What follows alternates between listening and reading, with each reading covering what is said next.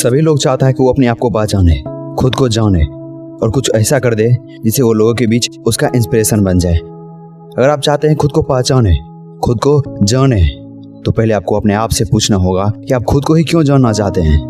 और जब अंदर से जवाब आए कि आपके अंदर जो है शायद वो किसी के अंदर हो ही ना, तो आपको पहले ये काम करना होगा कि understanding and change your mindset, यानी कि अपनी मानसिकता को समझे, उसे बदले। जब आप अपने माइंडसेट को समझ लेते हैं, उसे समय पर बदलना सीख जाते हैं, तब आप अपने आप को भी पहचानना शुरू कर देते हैं, आप अपने आप को जानना शुरू कर देते हैं। ऐसे ही एक आदमी कहीं जा रहा था, उसे रास्ते में एक बंधा हुआ हाथी दिखता है।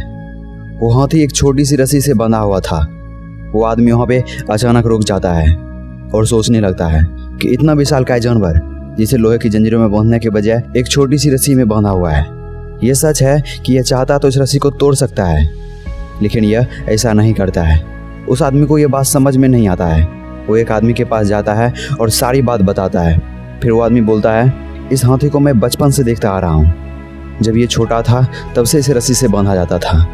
ये बात सच है कि अभी ये रस्सी को तोड़ने की नहीं कोशिश करता है, लेकिन ये भी सच है कि कभी ये तोड़ने की कोशिश ना की हो। जब ये छोटा था तो इस रस्सी को तोड़ने की कोशिश करता था, लेकिन उस समय इसके पास इतना शक्ति नहीं था कि यह इस रस्सी को तोड़ सके।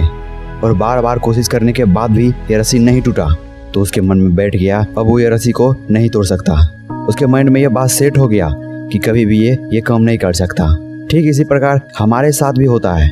जब हम किसी काम को करते हैं तो उसमें पहली असफलता से ही हम मान लेते हैं कि हमसे ये काम नहीं होगा, और हम कभी भी उस काम करने की कोशिश भी नहीं करते हैं। और जब असफलता मिलने के बाद भी आप अपने काम के प्रति एकाग्र होते हैं, सफलता के प्रति एकाग्र होते हैं, तब वही आपका माइंडसेट होता है। जब आप अपने माइंडसेट को बदल देते हैं, उसे समय पर बदलना सीख जाते हैं, उसे समझ जाते हैं, तब आप अपने आप को भी पहचान लेते हैं और लोगों के बीच उसका इंस्पिरेशन बन जाते हैं और आप एक सफल व्यक्ति बनते हैं।